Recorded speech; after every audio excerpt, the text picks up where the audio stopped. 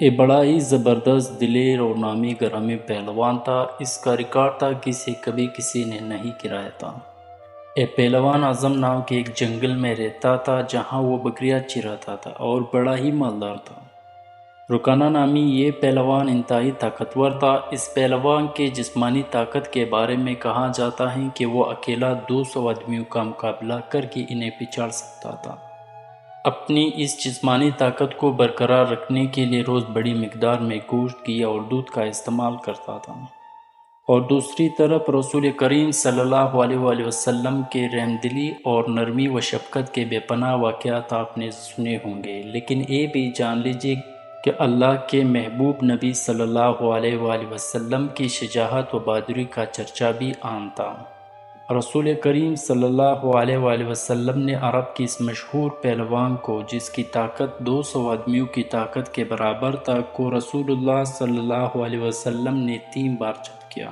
ہوا یوں کہ ایک مرتبہ عرب کے کوہستانی راستے سے گزر رہے تھے کہ رکانہ سے ملاقات ہو گئی۔ رسول کریم صلی اللہ علیہ وسلم کی عادت تھی کہ جو شخص بھی ملاقات کرتا، آپ صلی اللہ علیہ وسلم اس کو اسلام کی دعوت دیتا۔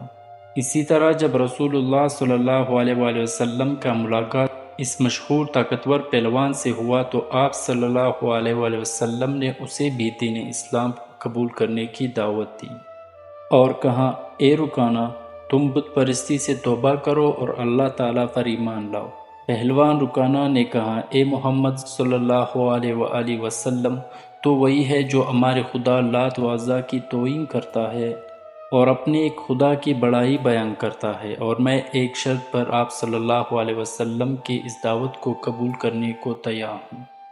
وہ یہ کہ ہم دونوں کشتی کا مقابلہ کریں گے۔ اگر آپ صلی اللہ علیہ وسلم مجھے پچاڑ دے تو میں آپ صلی اللہ علیہ وسلم کی اس دعوت کو قبول کروں گا، اور تو اپنی خدا کو مدد کے لیے پکار اور میں اپنی خدا یعنی لات و عزا کو مدد کے لیے پکاروں گا۔ رکانہ اپنی پچھلی ریکارڈ کی وجہ سے مکمل طور پر مطمئن تھا، کیونکہ آج تک کسی نے بھی رکانہ پہلوان کو میدان میں شکست نہیں دیا تھا، اور وہ اس کا بیٹا بھی عرب کے مشہور پہلوانوں میں سے تھا۔ رکانہ کا خیال تھا کہ رسول اللہ صلی اللہ علیہ وسلم رکانہ کی طاقت اور پہلوانی کو دیکھ کر کشتی کا مقابلہ کرنے سے انکار کرے گا، مگر رسول کریم صلی اللہ علیہ وسلم نے فرمایا، رکانہ، اگر کشتی ہی کرنا ہے تو چل، میں تیار ہوں۔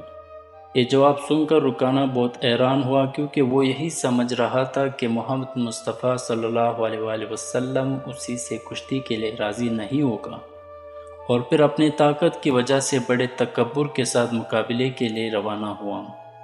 اور پھر عرب کے سب سے مشہور پہلوان رکانہ اور نبی آخر زمان صلی اللہ علیہ وسلم کے درمیان کشتی کا مقابلہ شروع ہو جاتا ہے۔ ایک طرف وہ پہلوان جو اکیلے 200 مردوں کا مقابلہ کرتا ہے، اور دوسری طرف اللہ تعالیٰ کا محبوب رسول صلی اللہ علیہ وسلم۔ تو یہ کیسے ممکن ہے کہ اللہ تعالیٰ اپنے محبوب کو ایک کافر کے مقابلے میں شکست دیتا، چاہے اس کی طاقت 1000 آدمیوں کے برابر ہی کیوں نہ ہوتا؟ مقابلہ شروع ہوتے ہی رسول اللہ صلی اللہ علیہ وسلم نے اپنی پیغمبرانہ طاقت سے اس کو زمین پر پٹک دیا، اور دیکھتے ہی دیکھتے نامور اور ناقابل شکست پہلوان یہ چیلنج ہار جاتا ہے، مگر یہ اس کے لیے ناقابل برداشت ہے، اور وہ یہ نہیں چاہتا کہ اس کے ریکارڈ میں شکست کا لفظ موجود ہو۔ لہٰذا اس نے رسول اکرم صلی اللہ علیہ وسلم کو دوبارہ کشتی لڑنے کی دعوت دی تاکہ وہ اپنا بدلہ لے سکیں۔ دوسری مرتبہ بھی رسول اللہ صلی اللہ علیہ وسلم نے دعوت قبول کی اور کشتی کے لیے تیار ہو گئے، لیکن اب کی بار رسول اللہ صلی اللہ علیہ وسلم نے رکانہ پہلوان اس زور کے ساتھ زمین پر پٹخ دیا کہ وہ دیر تک اٹھ نہ سکا، اور حیران ہو کر کہنے لگے، یہ محمد صلی اللہ علیہ وسلم، خدا کی قسم آپ کی عجیب شان ہے کہ آج تک عرب کا کوئی پہلوان میری پیٹھ زمین پر نہیں لگا سکا، مگر آپ صلی اللہ علیہ وسلم نے مجھے 2 مرتبہ زمین پر پچاڑ دیا۔ تمہاری خدا تمہارا مدد کر رہا ہے، خیر ایک مرتبہ اور آؤ، اس مرتبہ میرے خدا لات و عزا میری مدد ضرور کریں گے۔ اب اسے کہاں پتہ تھا کہ اصل مدد کہاں سے آتی ہے؟ لات و عزا پر یقین کرو گے، یہ حال تو ہونا ہی ہے۔ پھر حضور صلی اللہ علیہ وسلم نے تیسری مرتبہ بھی مقابلہ کرنے کے لیے رضامندی ظاہر کی اور مقابلہ شروع ہو گیا۔ ہونا کیا تھا، کہاں اللہ کا محبوب صلی اللہ علیہ وسلم اور کہاں وہ کافر پہلوان۔ پچھلے دو بار کی طرح اس بار بھی رسول کریم صلی اللہ علیہ وآلہ وسلم نے رکانہ کو شکست دے دی اور اسے پچاڑ دیا۔